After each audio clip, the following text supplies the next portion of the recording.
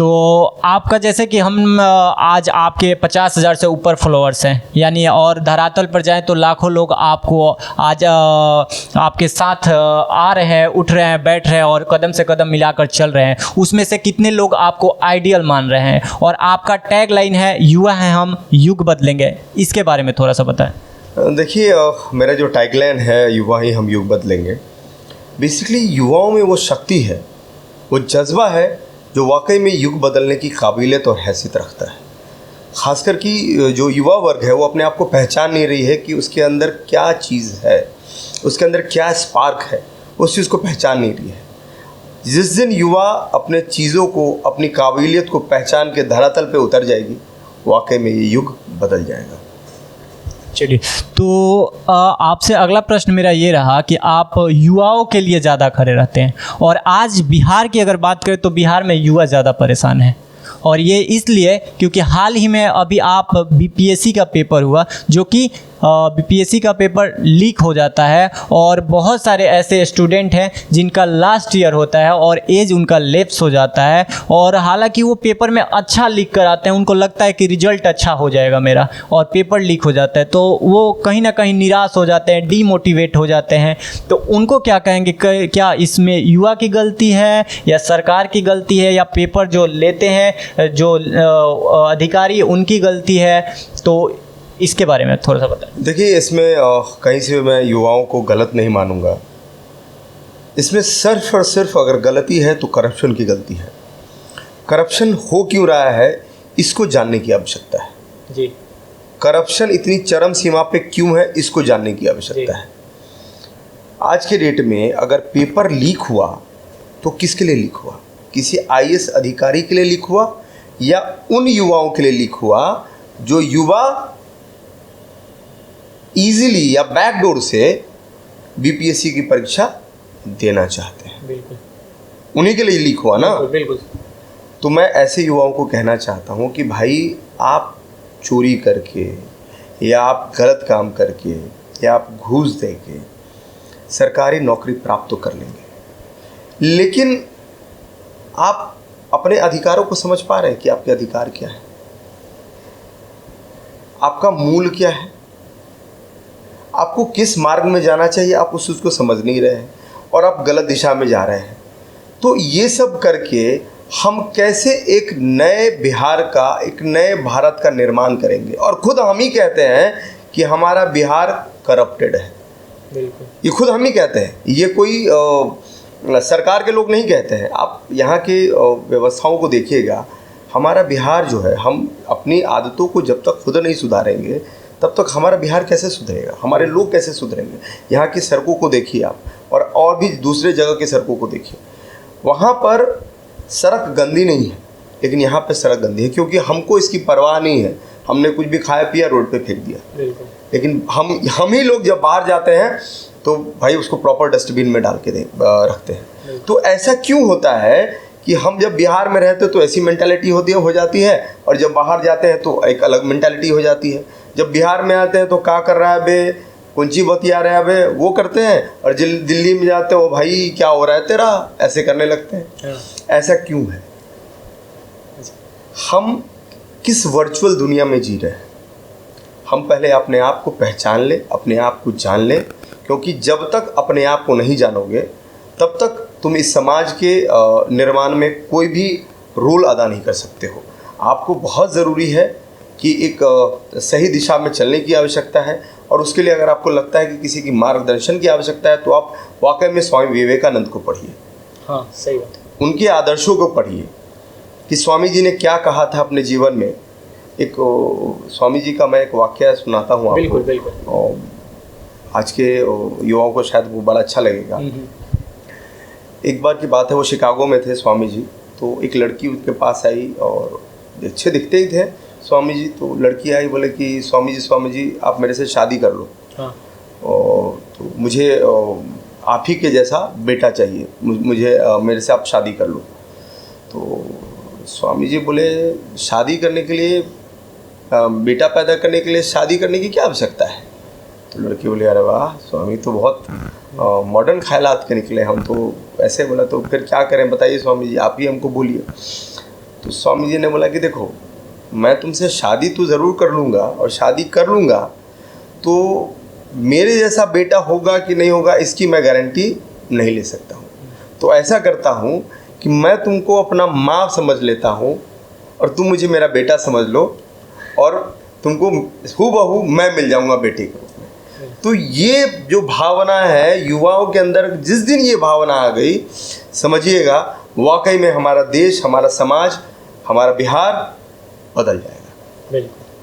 तो जैसे कि आपका कहना था कि उन युवाओं की गलती है कि जो करप्शन का रास्ता अपनाते हैं, तो उसी से जो अधिकारी हैं, सरकार है, करप्शन की ओर आगे बढ़ती है और करप्शन होता है।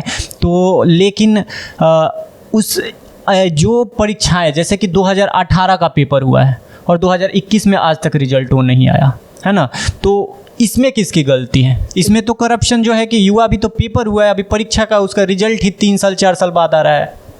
देखिए, इसमें गलतियाँ तो मैं क्या कहूँ, गलतियाँ जो सिस्टम है यहाँ पे, हाँ। जिस पता नहीं वो सिस्टम किस स्टाइल से काम करती है, ये मेरे समझ के पड़े हैं। यहाँ के पॉलिटिशियन किस स्टाइल से काम करते हैं, ये भी मेरे समझ से पड़े हैं। अभी यहाँ के किसी भी आप पॉलिटिशियन से, किसी भी माननीय से अगर पूछ लेंगे, वो जिस भी विभाग के माननीय हैं, अगर आप उनसे पूछ लेंगे कि भाई सर आपके विभाग में कौन कौन सी योजना है और उस योजना का क्या क्या लाभ है, वो शायद आपको बता नहीं पाएंगे। ऐसा क्यों? ये उनसे पूछिएगा कि ऐसा क्यों, कि आपके अंदर कौन कौन सी योजना है, कैसे, क्योंकि इसकी प्रॉपर जानकारी नहीं है। मैं आपको बताता हूँ। कोई व्यक्ति, आप यूँ समझिए, आपने जब इंटर का परीक्षा दिया था, तो इंटर का जब परीक्षा दिया तो मान लीजिए आपने आर्ट्स लिया, ठीक है, तो आप अगर आर्ट्स लिए हैं तो साइंस कॉलेज में आपका एडमिशन होगा? नहीं, कभी नहीं होगा। कभी नहीं। और मान लीजिए आपने साइंस पढ़ा है तो आर्ट्स कॉलेज में एडमिशन होगा? नहीं होगा, क्योंकि आप भाई साइंस के छात्र हैं। छात्र में वहाँ पे साइंस में ज़्यादा आप क्या कहते हैं, महारत हासिल किए हैं। लेकिन पॉलिटिक्स में जस्ट उल्टा है। अच्छा, आपको आईएएस बनने के लिए क्या पढ़ने की आवश्यकता है? हिस्ट्री। आईएएस बनने के लिए हिस्ट्री, हाँ, हिस्ट्री, आर्ट्स, ये सब जो है, ये बनने की आवश्यकता है। हिस्ट्री और कोई आईएएस अधिकारी, ठीक है, वो हिस्ट्री पढ़ा हुआ आईएएस अधिकारी है और उसको विभाग दे दिया जाता है कि भाई तुम जाओ पुल निगम को पूरा संभालो, ठीक है। पुल निगम क्या है? It is a purely part of engineering. जो एक, अब मुझे बताइए, हिस्ट्री का जो छात्र रहा है वो अब इंजीनियरिंग का डिपार्टमेंट संभाल रहा है, ठीक है। चलो, उनके पास बुद्धि ज़्यादा होगी, विवेक ज़्यादा होगी, पूरे की पूरी वो उन्होंने डिपार्टमेंट संभाल लिया। अचानक 3-4 साल बाद उनका ट्रांसफ़र हो जाता है, बोले सर अब जाइए, आप डीएम बन जाइए, आप वहाँ के डीएम बन जाइए, ठीक है। अब एक बात बताइए, इस तरीके से अगर सिस्टम्स चलते रहेंगे तो कैसे विकास होगा? बिल्कुल। आप किसी को नौकरी पर रखते हैं, अगर मान लीजिए कोई बिल्डिंग का काम करता है तो अपने यहाँ अगर इंजीनियर की नौकरी है तो वहाँ इंजीनियर ही को रखेगा ना, वहाँ कैमरामैन को तो नहीं रखेगा। बिल्कुल, क्योंकि इंजीनियरिंग और कैमरामैन दोनों डिफरेंट थिंग है, दोनों अलग अलग चीज़ें हैं, है कि नहीं? हाँ। एक कभी इंजीनियरिंग का काम नहीं कर सकता है। बिल्कुल। तो ये सब सिस्टम जब तक हम लोग नहीं बदलेंगे, ये सब चीज़ें नहीं बदलेंगे, कोई पॉलिटिशियन ही मान लीजिए अलग अलग पढ़ाई करके सब पॉलिटिक्स में आता है, लेकिन हाँ भाई तुम फाइनेंस मिनिस्टर हो, फाइनेंस का एफ नहीं आता है, फाइनेंस मिनिस्टर है, फाइनेंस मिनिस्टर, ठीक है। आप शिक्षा मंत्री हैं, बिल्कुल भाई, कैसे शिक्षा मंत्री हैं? पैरासीटामोल का स्पेलिंग नहीं आता होगा उनको, स्वास्थ्य मंत्री बन जाते हैं। पैरासीटामोल का स्पेलिंग नहीं आता होगा। शिक्षा में पता नहीं उन्होंने, अभी इससे पुराने में तो ध्यान ही होगा कि भाई कैसे कैसे शिक्षा मंत्री थे, शिक्षा के लिए क्या कर रहे हैं। तो जब तक आपका विज़न क्लियर नहीं होगा कि भाई हमको अपने विभाग के अंदर किस प्रकार का काम करना है, आप कैसे इसको आगे बढ़ाइएगा? आप अमेरिका को देखिए, जापान को देखिए, बाहर की कंट्रीज़ को देखिए, वहाँ पे वही मंत्री होता है जो उस क्षेत्र का विकास, मतलब उस क्षेत्र में एक्सपर्ट है। लेकिन हमारे यहाँ जस्ट उल्टा है। इसको अध्ययन करने की आवश्यकता है। हमारे यहाँ जस्ट उल्टा है, आप कुछ भी हैं तो आप मंत्री बन जाएंगे, आपको कोई लेना देना नहीं है उसके लिए। तो ये सब चीज़ें जब तक बदलेंगी नहीं, हमारा देश, हम लोग, पता है हम लोग, हमारे आज के युवा जो है ना, इसी चीज़ में पागल है कि हम पिछड़े हैं। हम मतलब जब से मैंने होश संभाला है तब से हम यही सुनते आए हैं, India is a developing country. हाँ, विकासशील देश। हाँ, मतलब आज से जब हमारा देश आज़ाद हुआ था तो आप भी देखते होंगे इंटरनेट के माध्यम से कि दुबई की क्या तस्वीर थी। बिल्कुल। और दुबई अभी कहाँ है? बिल्कुल। आपका जो हिंदुस्तान था वो सोने की चिड़िया थी ना, सोने की चिड़िया। हाँ, क्यों? हाँ। क्योंकि हर व्यक्ति को अपना कर्तव्य पता था। बिल्कुल। उसको पता था कि हमको क्या करना है, हमको कैसे काम करना है ना। हाँ, हाँ। लेकिन आज के डेट में क्या है? आज के डेट में किसी को अपना कर्तव्य नहीं पता है। आपको आपके फंडामेंटल राइट्स पता है? क्या राइट्स है आपके? 90% युवाओं को उनके फंडामेंटल राइट्स नहीं पता होंगे जी। हम लोग हिंदू, मुस्लिम, सिख, ईसाई में लगे हुए हैं ना। हाँ, बिल्कुल। अब मैं थोड़ा सा धर्म पे भी मैं आपको बता दूं। आप एक बात बताइए, हम लोग जो इतना हिंदू मुस्लिम करते हैं, किसी मुसलमान ने आपको आके कहा है कि आप तिलक नहीं लगाइए? किसी मुसलमान ने आपको आके कहा है कि आप शिखा नहीं रखिए? कहा है? नहीं। हमने आधुनिकता के नाम पर अपनी शिखाएं कटा ली, हमने तिलक लगाना छोड़ दिया। हमें शर्म आती है ये कहने में, है ना। हम संस्कृत नहीं पढ़ते हैं, श्लोक नहीं जानते हैं, वेद नहीं पढ़ते हैं। आप लास्ट टाइम मंदिर कब गए थे? आपको याद भी नहीं होगा। ऐसे तो हमको तो याद है। आपको याद होगा, लेकिन मैं आपके दर्शकों से पूछूंगा, आप कमेंट्स में पूछ लीजिएगा कि लास्ट टाइम मंदिर कब गए थे। लेकिन किसी मुसलमान का लड़का हो या बच्चा हो तो वो जब 5 साल का होता है ना तो अपने अब्बू की उंगली पकड़ के मस्जिद जाता है, नमाज पढ़ता है। हमारे यहाँ बच्चे कन्वेंट स्कूल में पढ़ते हैं और आते हैं हमारे घर में, तो हमारे यहाँ कोई गेस्ट आता है तो बोलते हैं बेटा ABCD पढ़ के सुनाओ, एलिफेंट पढ़ के सुनाओ। लेकिन जब कोई मुसलमान का बच्चा अपने घर में होता है, उनके यहाँ गेस्ट आते हैं तो कहते हैं बेटा कोई कलमा पढ़ के सुनाओ, कोई आयत पढ़ के सुनाओ। समझे जी। हमारे यहाँ की लड़कियाँ घूंघट करना छोड़ दी। आधुनिक, अब शादियों में आप जाइए, अभी तो शादी का मौसम चल रहा है, देखिएगा एक से एक आधुनिक ड्रेस मिलेगा आपको, जी, है ना। हाँ। लेकिन अब तो जाइए मुस्लिम समाज में, उन्होंने अपने जड़ों को पकड़ के उन्होंने रखा है और आपने अपने जड़ों को छोड़ दिया है, जी, है ना। बिल्कुल। छोड़ते छोड़ते इतना छोड़ दिए हैं, इतना भूल गए हैं कि हमें पता ही नहीं है कि अब हम किस धर्म से हैं। जी। हमने अपने धर्म को वाकई में मजाक बना दिया है। श्री राम भगवान श्री राम का नाम लेके हम लोग मतलब खाली जुलूस निकालते हैं, उनके आदर्शों को नहीं मानते हैं।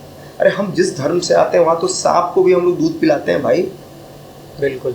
जब तक हम लोगों को वो छेड़े नहीं, हम लोग उसको मारते नहीं। सही बात है। हम लोग ऐसे धर्म से आते हैं, लेकिन भगवान जाने पता नहीं क्या होते जा रहे हैं आज के युवाओं को, वो किस राह पे जा रहे हैं मुझे समझ में नहीं आ रहा। मैं कहता हूँ आप जिस भी धर्म को मानते हो उसको, उसके अंदर, धर्म के अंदर कट्टरता नहीं होनी चाहिए। धर्म को मानने के लिए धर्म को समझने की आवश्यकता है। जी। पहले धर्म को समझिए कि धर्म आपका क्या कहता है।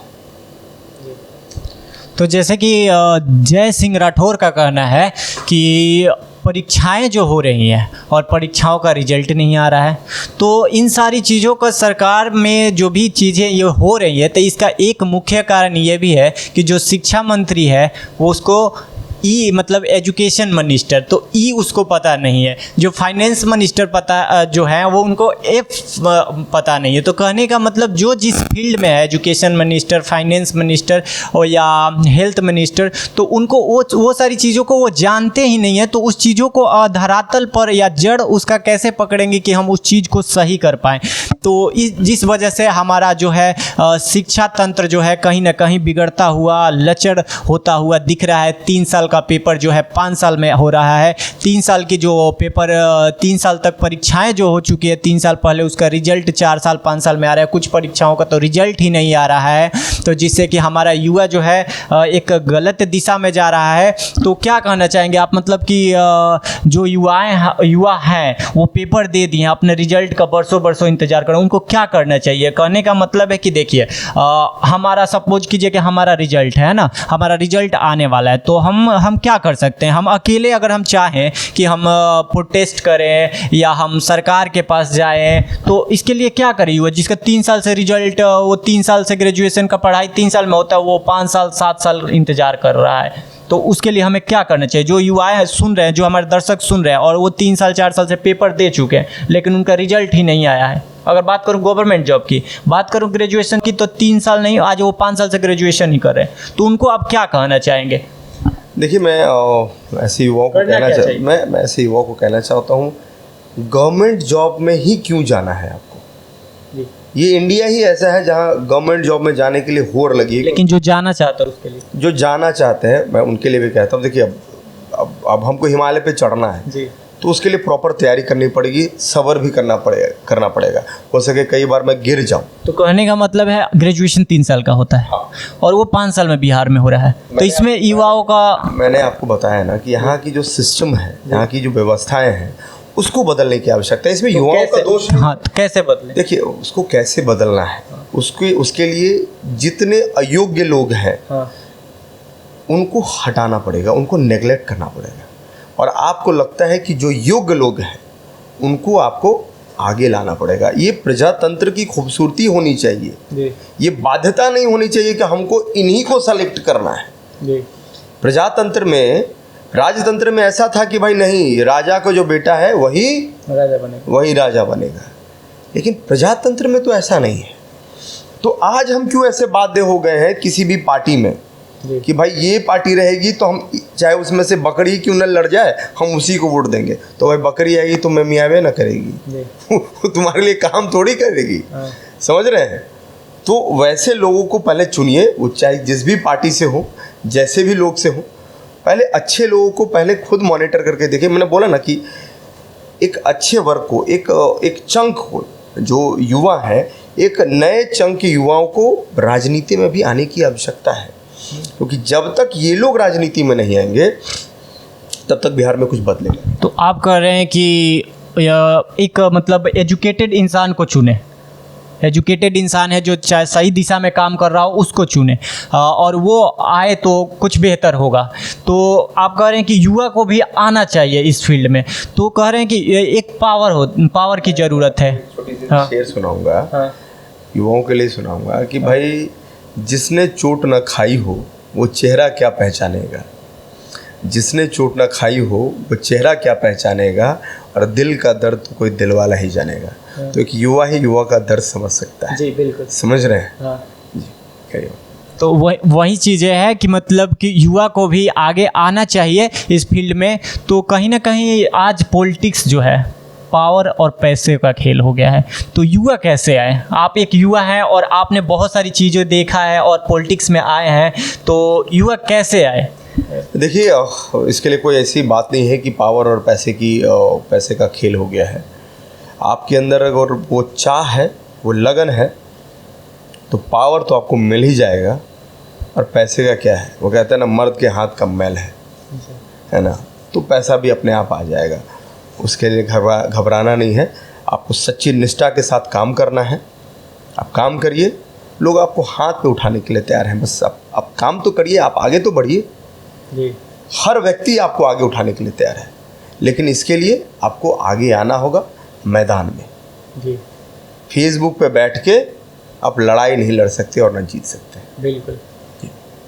तो जैसे कि अभी हमारे साथ जुड़े थे जय सिंह राठौर, जो कि बहुत ही बेबाक तरीके से, बेखौफ तरीके से उन्होंने सारी प्रश्न का जवाब दिया कि कहाँ हमारी सरकार में गलती है, युवा कहाँ जा रहे हैं, उनको एक सही दिशा में जाना चाहिए और तब जाकर हमारा बिहार बदलेगा। और जाते जाते हम आपसे एक प्रश्न और करना चाहेंगे कि हमारा बिहार जो है, एक मुंबई के स्टूडियो में, पटना के स्टूडियो में गाना गा दिया जाता है, है ना, कि इस जात पर ये गाना, उस जात पर वो गाना। और क्या होता है कि गाना तो गा दिया जाता है मुंबई से, लेकिन एक बर्थडे पार्टी होता है किसी जिला के, मान लीजिए कि सिवान, छपरा, गोपालगंज, मोतिहारी जिला के एक गांव में, एक कस्बे में, और वहाँ उस गाने के वजह से लड़ाई हो जाता है, और लड़ाई इतनी बड़ी हो जाती है कि कितने लोगों का सर फट जाता है। तो क्या ये बिहार को कहाँ जा रहा है बिहार? ये समझने की आवश्यकता है जी।